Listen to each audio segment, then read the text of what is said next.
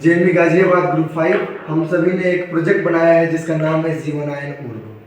जैसा कि हमें ज्ञात है कि भारत में लगभग जितना भी फल और सब्जियों का उत्पादन होता है उसका 30% हिस्सा हर साल भंडारण और स्थानांतरण में नष्ट हो जाता है, व्यर्थ होता है, जिसके कारण से जो उत्पादन करता है और जो बेचने वाले लोग उन्हें भारी मात्रा में हानि का सामना करना पड़ता है और इससे फल और सब्जियों की जो महंगाई भी हो जाती है, उनका मूल्य भी बढ़ जाता है।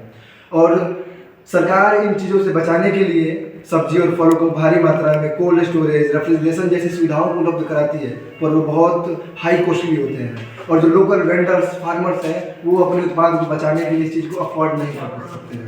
हमने एक और बनाया है जो बहुत सर्वमान्य सिद्धांत पर काम करने वाला है विज्ञान के, कि जो ऑक्सीडाइजिंग एजेंट रहते हैं, वो जो रिलीज एक हार्मोन होता है फल सब्जियों में रिलीज होता है, जो उनके राइपिंग का पकने का, सड़ने गलने का कारण होता है, उस चीज़ को न्यूट्रलाइज कर देता है, उसके साथ रिएक्शन करता है, CO2 और जो H2O बढ़ा देता है। इसके लिए हम जो है KMNO4 का यूज़ करने वाले हैं, जो बहुत ही सर्वमान्य है, सर्वव्याप्त है और लगभग हर गाँव में मिल जाता है, लाल दवा के रूप में उपलब्ध है। और हम एक और चीज़ यूज़ करने वाले इसमें ये है सोडियम सल्फेट डेकाहाइड्रेट। यह एक प्रकार का एजेंट है जो हाइड्रेट रखता है चीज़ों को। जैसे ज्ञात है कि जब हम तनों से जो है फल सब्जियों को तोड़ देते हैं तो रेफ्रिजरेशन के चलते हम उनको जो है प्रिजर्व तो कर लेते हैं, परंतु वो सूख जाते हैं, डिहाइड्रेटेड हो जाते हैं। तो हम सब्जी और फलों को फ्रेश रखने के लिए जो है सोडियम सल्फेट डेकाहाइड्रेट का यूज़ करने वाले हैं, जो इस चीज़ में भारी मात्रा में हमारा सहायता करने वाला है। जैसे कि सब्जियाँ हैं, ये एथिलीन नाम का एक हार्मोन रिलीज करती है और यही इनके सड़ने गलने और पकने का कारण होता है।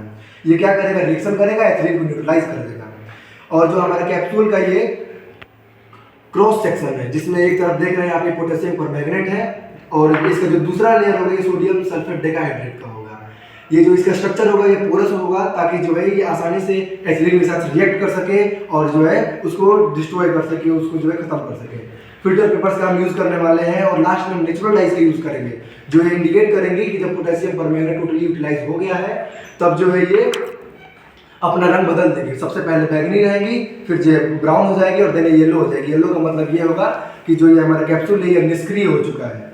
इसमें सबसे पहले जैसे कि ये हमारी फल सब्जियां है, C2H4 इसमें से रिलीज हो रहा है और जो है हमारा जो कैप्सूल है इस पोरस रहेगा, इसमें एथिलीन एंटर्स करेगा और देन जो है वो न्यूट्रलाइज हो जाएगा। इसलिए इसका हमने नाम रखा है जीवनायन स्फीयर। सर उसके बाद जो है सोडियम सल्फेट डेकाहाइड्रेट द्वारा एक कूलिंग होगा और उसके बाद से ऑक्सीडेशन रिएक्शन के कारण से जो है वो न्यूट्रलाइज होगी टोटली जो है हमारा एथिलीन, जिससे सब्जी सड़ेंगे गलेंगे पकेंगे नहीं। और जो इससे इम्पैक्ट पड़ेगा वो बहुत भारी स्तर पर पड़ेगा। कभी कभी क्या होता है कि साग सब्जियों का मूल्य जो है गिर जाता है और किसानों को मजबूरी में बेचना पड़ता है। अगर वो इस प्रिजर्वेटिव का यूज़ करेंगे तो क्या होगा कि वो जो है अपने मूल्य को बढ़ा सकते हैं, सब्जियों को संरक्षित कर सकते हैं, प्रिजर्व कर सकते हैं और जब मूल्य बढ़ेगा तब बेच सकते हैं। सर इसका इम्पैक्ट यह है कि जो भारत की एक बहुत बड़ा उद्देश्य है जीरो फूड वेस्ट, इस चीज़ को जो है हम कम कर सकते हैं। यह बहुत सामान्य है, लगभग 10 रुपये पर कैप्सूल इस पर खर्चा आएगा और लगभग 20 से 30 दिनों तक ये 5 किलो सब फल और सब्जी को प्रिजर्व कर सकता है।